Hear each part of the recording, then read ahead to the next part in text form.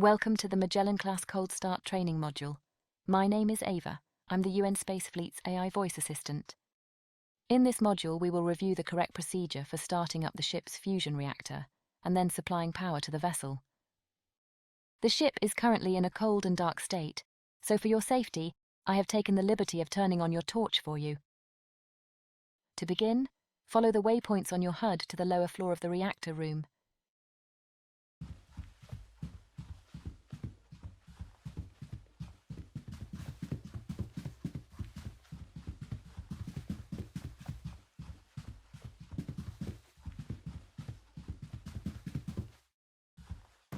As you can see, the reactor is offline, and none of the ship's systems are powered. Our first task is to provide power to the engineering decks, so let's make our way to the start capacitors room.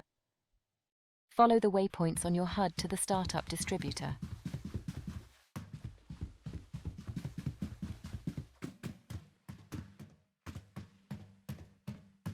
As its name suggests, the startup distributor routes energy from the start capacitors to the engineering decks, and also provides the reactor with the power it needs to create the initial fusion reaction.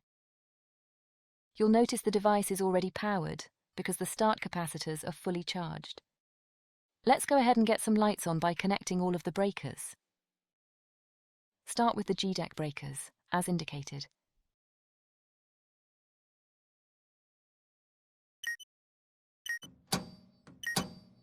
And now the F-deck breakers.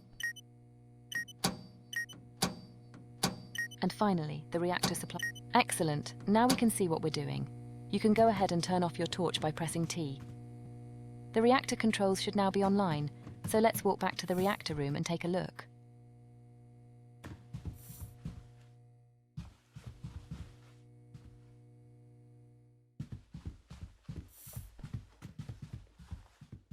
This console displays the reactor's vital information and provides you with full control over the reactor and its subsystems. On the left-hand side, we have the coolant section, which shows the liquid helium coolant flow and the condition of the magnetic field coils. On the right-hand side, we have the electrical section, which shows the reactor's main electrical bus, along with its input and output feeds. In the center, we have the reactor's main display, where we can control the fusion reaction itself.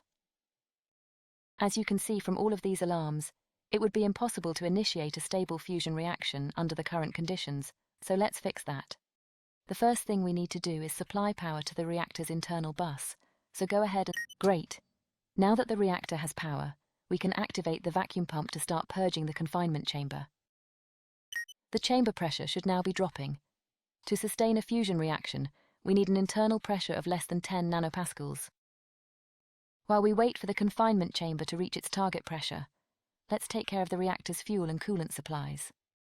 Exit the reactor room via the door behind you, and follow the waypoints on your HUD to the cryogenic storage room.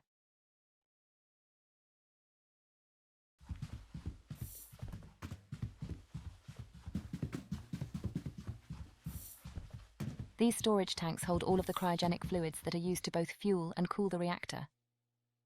All 4 tanks are currently empty, so our first task is to begin the filling process. Let's start with the helium coolant. Head behind the storage tanks to access the helium cryo cooler.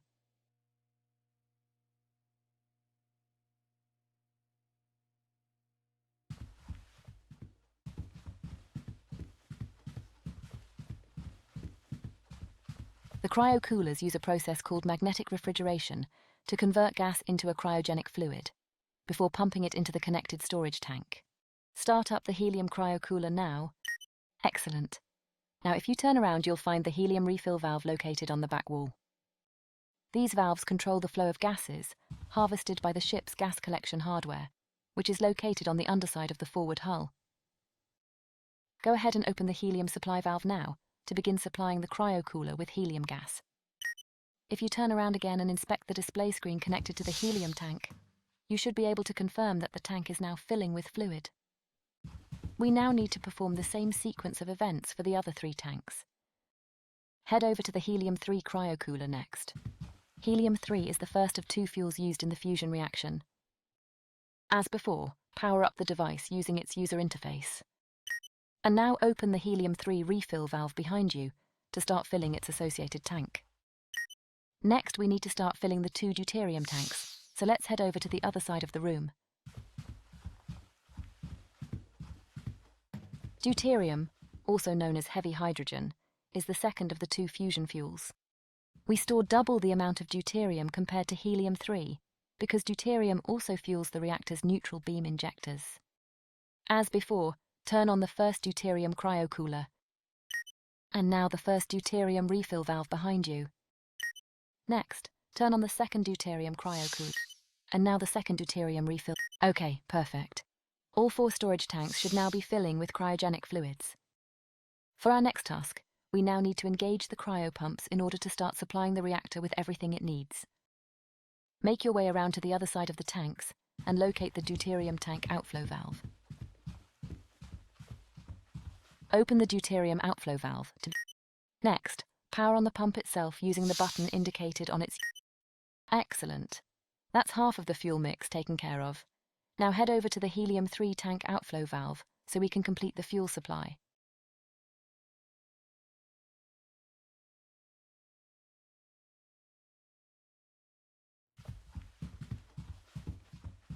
As before, begin by opening the helium-3 outflow valve.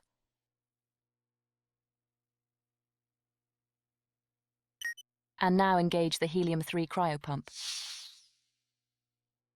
Perfect. All we have to do now is take care of the coolant flow. Head over to the helium.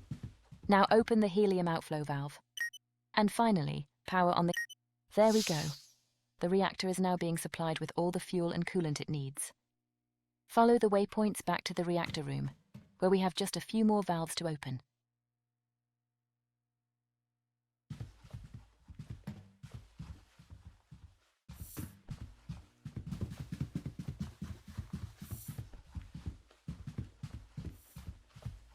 To complete the coolant loop, open the helium inflow valve to start flowing coolant through the magnetic field coils. Now make your way around to the opposite side of the reactor to complete the fuel supply. First, open the deuterium inflow valve. And now open the helium-3 inflow valve. Okay, great. Let's head over to the reactor controls and take a look at the coolant display. As you can see, we now have coolant flowing into the reactor. This has begun the process of cooling down the magnetic field coils, which must reach temperatures below 20 Kelvin in order to become superconductive. Once the coils have reached their target... Okay, the temperatures look good. You can now power up the field coils. With a solid vacuum established, the field coils powered up, and fuel flowing into the reactor, you are now free to initiate the fusion reaction.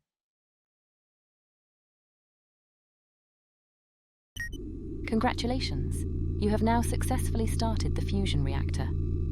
For safety, the reactor automatically starts up at only 10% of its rated power. This means high-voltage systems, such as the FTL drive, will be underpowered until you increase the reactor output. Let's resolve that now.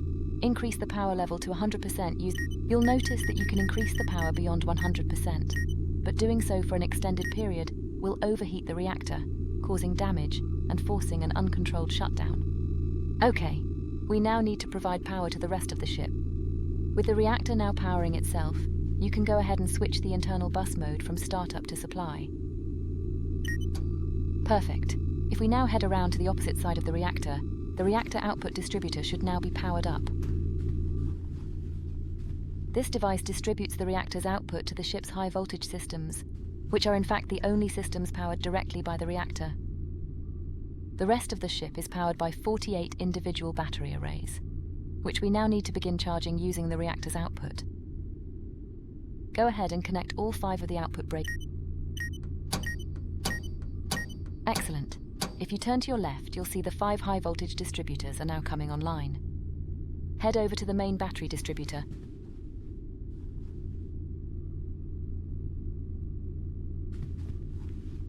This device takes the high-voltage reactor feed and distributes it to each of the 8 battery rooms on F-deck. Go ahead and connect all 8 output breakers.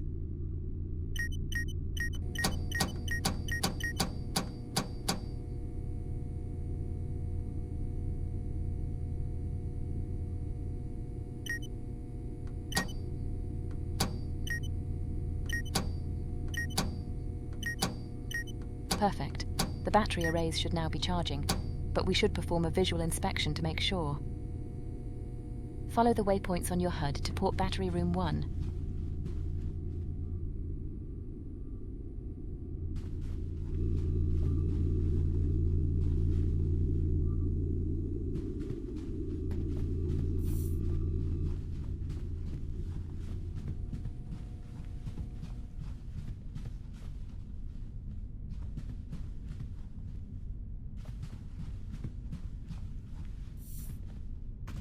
The electrical supply on Magellan-class starships is divided into 4 isolated quadrants: forward, aft, port, and starboard.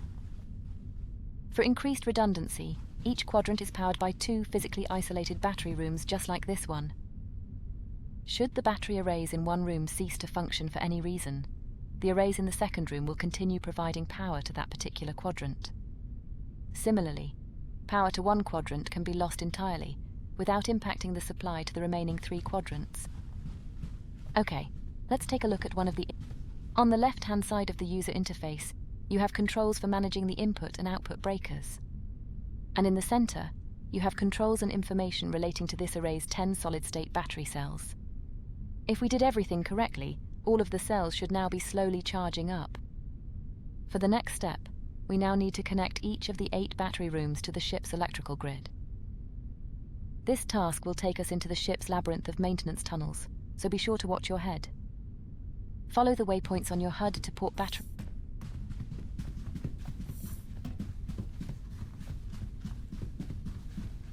Each battery room has a corresponding battery aggregator, just like this one.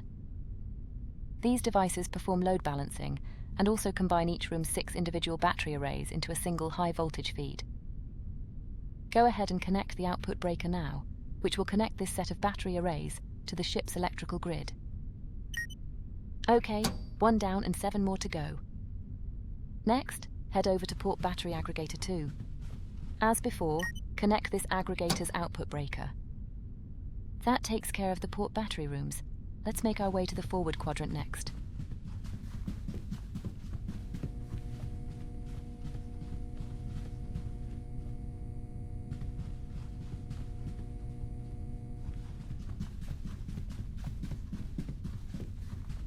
Go ahead and connect the output breaker. And the same again on forward battery aggregator 2. Okay, onwards to the starboard quadrant.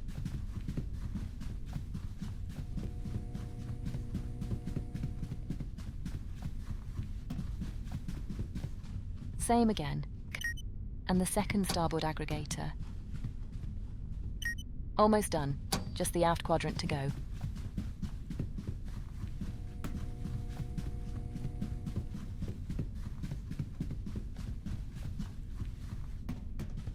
Connect up the first, and finally the second aft aggregator. Okay, perfect.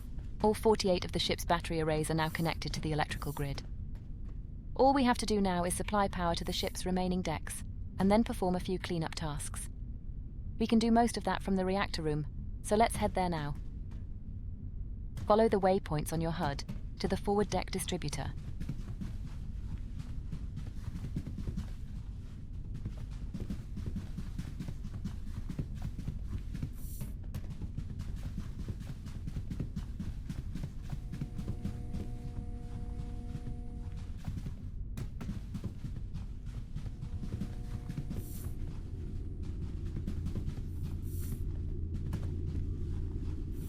Each deck in a given quadrant is fed by a deck distributor, which takes the total electrical load of that quadrant, and then load balances it between the 2 connected battery aggregators.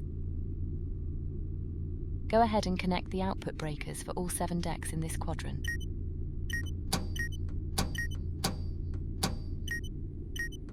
Okay, now head over to the starboard deck distributor and do the same.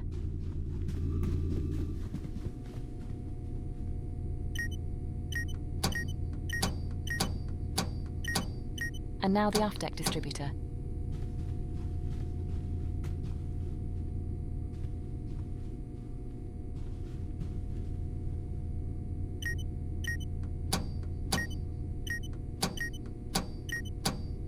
And finally, the port deck distributor.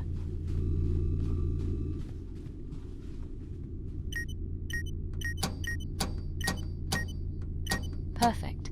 All quadrants on every deck now have power available from the ship's main battery arrays. You'll notice, however, that the ship is still under emergency lighting conditions, because F and G decks are still using the start capacitor's supply. To resolve this, we simply have to switch the 4-quadrant distributors on F and G decks over to the main battery feed. Head over to the G deck forward quadrant distributor. Each deck has 4 of these devices, 1 for each quadrant. They are fed by the corresponding deck distributor. Go ahead and switch this quadrant over to the main battery feed. That's better. Now we can really see what we're doing. Now head over to the starboard quadrant distributor and do the same. And now the aft quadrant distributor. And finally, the port quadrant distributor. That's G deck taken care of. Let's do the same for F deck. Head upstairs to the F deck forward quadrant distributor. As before, and now the same on the starboard quadrant distributor. And again on the aft quadrant distributor. And finally, the port quadrant distributor. Well done. That's the main objectives of the cold start procedure complete. But we have one final bonus task to perform. Follow the waypoints on your HUD up to the bridge, and we'll make the ship flight ready.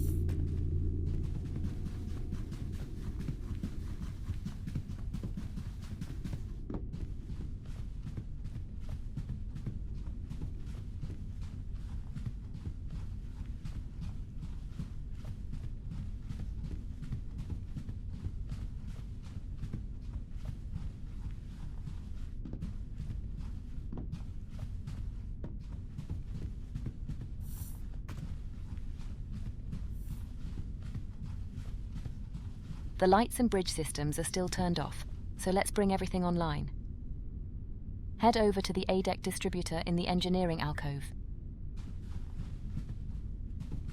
Now go ahead and turn on the bridge lighting. And now power... Okay, there we go.